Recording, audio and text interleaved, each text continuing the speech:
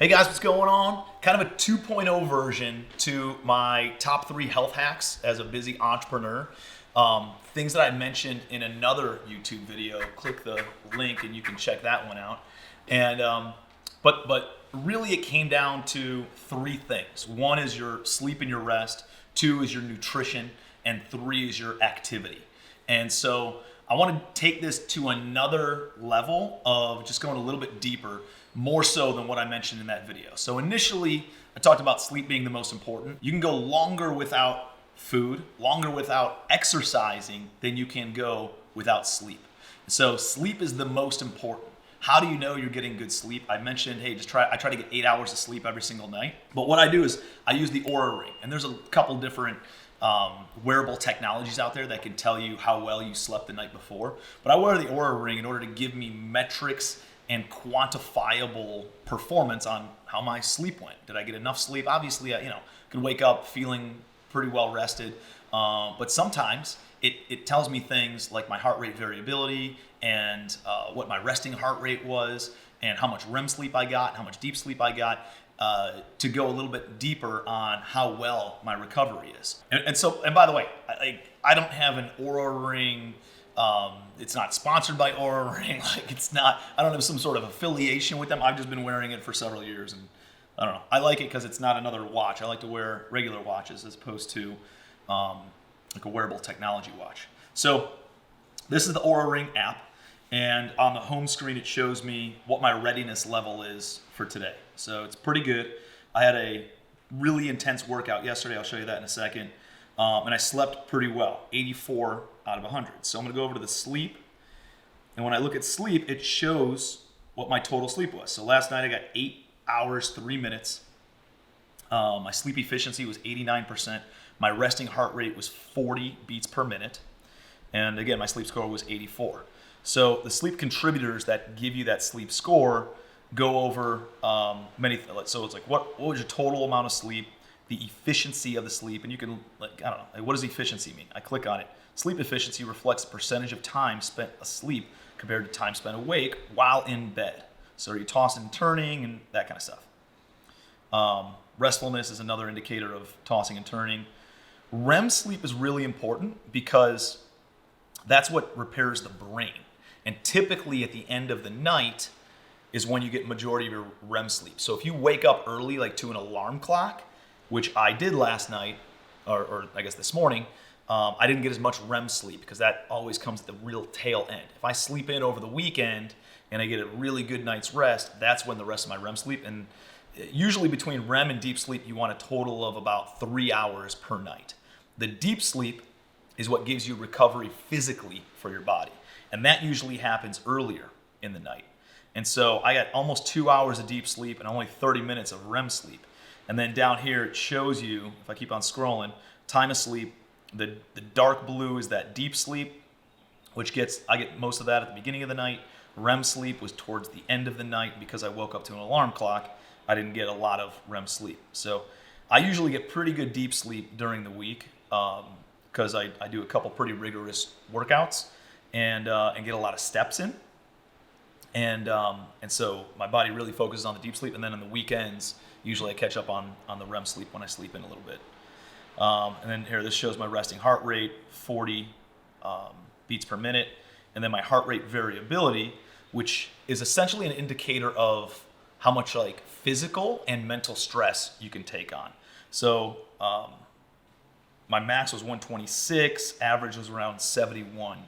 And that's pretty good. Like I can take on a lot of physical and emotional stress because my heart rate can go up substantially and can come back down quite a bit. So I don't get all worked up, when shit hits the fan in business, as it always does. And I can go. I do a lot of like interval training and that kind of stuff where I go really, really hard, let my heart rate come back down, and that's one way that you can increase your heart rate variability. So that's the sleep portion, which is the most important part. The next, you think about it, can I go longer without food or longer without exercise? Some people go their whole life without exercise. So food is the next thing. And as I mentioned in the last video, I don't like sacrificing things that I want to eat. I just prioritize things that I know are more important or healthier to eat. So that way it kind of crowds out the bad stuff that otherwise I'll fill up on my plate. So the first thing that I try to do is I try to drink a ton of water. And they say you should take your weight, your body weight, divide it in two, and then whatever half of your body weight is how many ounces in water you should drink on a daily basis. So I weigh like 185 pounds. And so I should be drinking at least 90, let's call it 90, 95 ounces of water a day. I always try to hit 100, and I try to get a gallon, but that's really, really hard to do unless you start slamming water super early in the morning. But if you had a glass like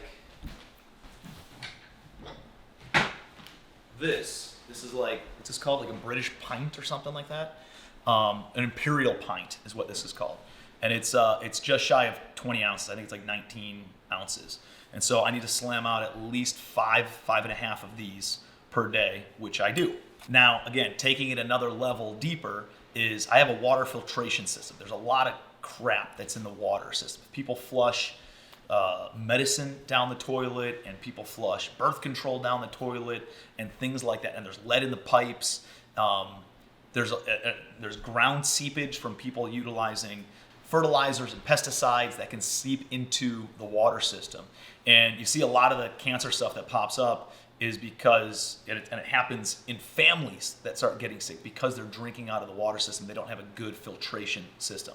So we have an Aquasana filtration system. I don't know, I think it's aquasana.com. Again, not affiliated with them. I don't have any sort of commission. This is not sponsored by them, but that's what we put on. Here, so let's go take a look at what it looks like, and then we'll come right back. Okay, so here's the Aquasana system that I use. And I think it's a pretty, this is the basic one. I think it's like $1,000 or $1,500. And then you just hire a plumber to install it. So this is like the water main coming in to the house, and they filter it all up. I think it's something like 500,000 gallons, but it's like every couple of years you need to replace these. But it's not more often than that. And then you set it, forget it, and then you can just order replacement filters and have it replaced every few years. The plumber costs a couple $100, maybe I think it was like $300 to have it installed. And then I have whole house filtered water. And if you're watering the lawn, or you're filling up a pool, or you got a sprinkler going or something along those lines, there's a bypass on here as well. So while you're using the water, it all just comes through the filter system, and then everything's filtered upstairs. And then if you want to turn it off and run something outside, run the hose, you can use the bypass, so it's not utilizing the filtration system. But if you're swimming in filtered water, that's probably better too. And it can get way more intense than this. I think, again, like this is the basic one. The most expensive is only like $2,500 though, I think. And up in Ohio, I have that one on my house where there's like a UV filter, there's like an extra charcoal filter, and all this other stuff that is on there that's even better. And so, yeah, you can get as intense or not intense as you want, but at the end of the day, it's less than $2,000, $3,000 to have whole house filtered water and be in a much healthier environment for you and your family. So then we take that so the Aquasana at the water main filters all the water in our entire house. And that means we're bathing in filtered water, we're drinking filtered water out of the tap, we're brushing our teeth with filtered water, washing our face with filtered water, the kids are getting bathed with filtered water. It's all filtered, right?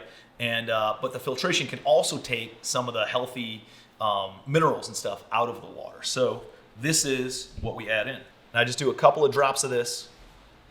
It's called Concentrace Trace Mineral Drops. They got all sorts of stuff in the back. That adds a bunch of healthy minerals. Just go like this, put about 8 to 10 drops in, and then you fill up a glass of water, filtered water, and then there's a filter in the, a little bit of redundancy, but that stuff is not good. It tastes like very, very, I don't want to say tart, but I don't know, it's pretty intense. If you you don't want to drink this, you definitely want to add it to water. And it's got like a little bit of a softening of the water. It makes it a little bit smoother, I think. And there's like a little bit of not really a flavor, but definitely tastes different than just straight out of the tap. I have become accustomed to it. I far prefer it with the stuff in it than just out of the tap. But this adds in the minerals that you don't get from having a water filtration system. And then the other thing that I try to do is I add in protein powder. So I have 3 health experts that I usually lean on, and 2 of them happen to be vegan, and 1 eats a ton of meat, right? And so not majority, but I've scaled back substantially on how much meat that I eat, and a lot of the things that I eat are like plant-based type foods or plant-based proteins, usually probably on like a 70-30 split. So 70% of my food does not have meat in it. I try to just stick to plants and fruits and vegetables, and then about 30% has meat in it. But this is the protein that we use. It's got a bunch of 50 superfoods in it, and I'll do at least 2 scoops of this every day in order to make sure that I'm getting the protein that I need as I'm working out a lot. Because what you'll find is the more muscle mass you put on, the more calories you burn when you're resting. And so you can burn way more calories throughout the day if you have more muscle mass, as opposed to having to go out and physically do the activity and work out all the time. So it takes some work to ramp that up, but once you get the muscle built up, then it's burning calories, which is why it's so easy for fit people to stay fit. It's a lot easier because they have that muscle that's always burning calories throughout the entire day. So the protein is super, super important. And I would say probably you need somewhere between half to your full body weight in grams of protein on a daily basis. So that's the other thing that I obsess over. So once I get the amount of water that I need, then I try to get somewhere between 100 to 200 grams of protein every single day. And then I just fill the rest of my calories up with whatever the hell I want to eat.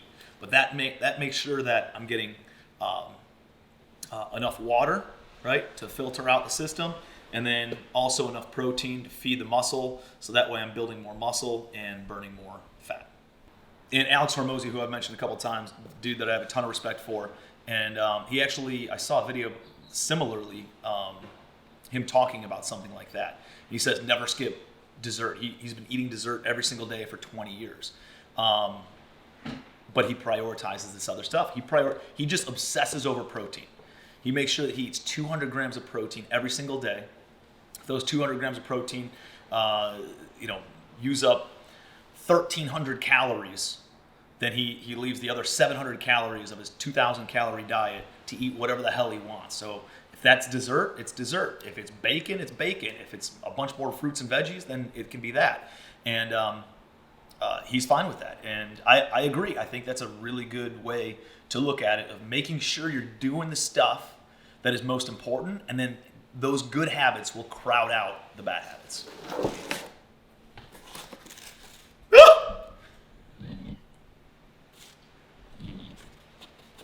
Save this for later, after my 200 grams of protein.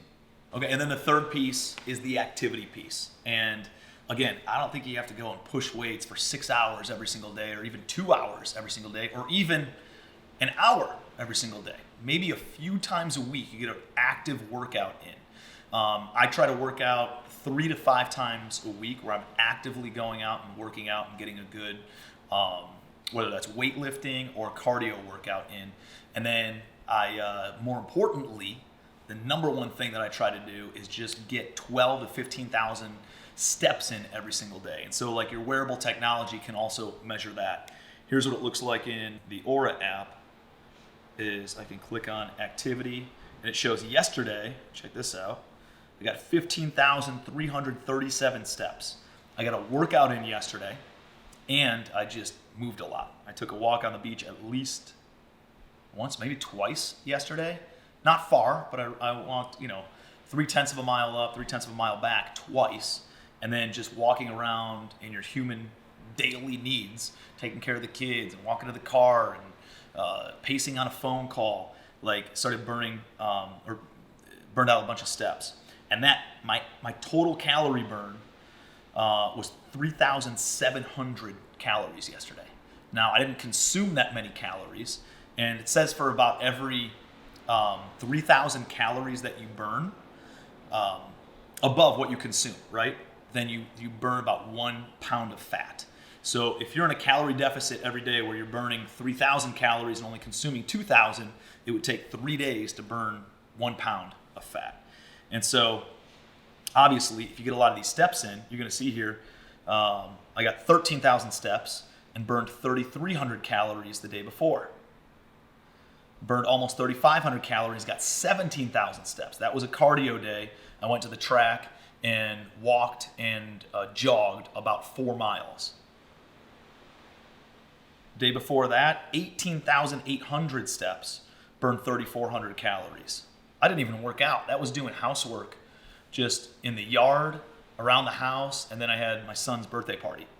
And so we, and then obviously before that, I had 14,000 steps, 13,000 steps, 11,000. I don't hit 12,000 every single day, but I try to. And then if you take it above and beyond that and get 3 or 4 heavy workouts in, and when I say heavy, it's maybe do weightlifting a couple days a week and go for a jog a couple days a week, or go play pickleball, or go play tennis, or go play basketball. Just get out and do a little bit of movement another 3-4 days a week. And then you focus on hitting those 12,000 steps, and knowing that you hit those 12,000 steps, then it's going to just put you on a good path to trim weight. So since the fall, I've trimmed about 15 pounds by consistently doing these things, but I also put on a lot of muscle as well. And so I've hit a little bit of a plateau where I'm not losing weight, but I've gained a lot of muscle and a lot of strength. And then now that I've put on that muscle, I'm starting to trim a little bit more fat from then. So it's some simple hacks done on a daily basis, consistently over time, that start compounding to yield real world results in your health side of things. So hopefully this is helpful, goes another level deeper on what I do as a busy professional, where I can't take in all these different insights and all these different ideas, and I try to boil it down to a couple things on the sleep side, a couple things on the nutrition side, and then a couple things on the movement and activity side, and it's worked really well for me. So if you got anything that's working for you, I'd love to see it in the comments, and hopefully this is helpful. Implement some of these things, but give it some time. Give it 30, 60, 90 days, and tell me how it impacts your life. So appreciate you being here. Do me a favor, share the video, like it, comment, subscribe to the channel. We're always trying to create a ton of value and pay it forward for you. So appreciate you being here.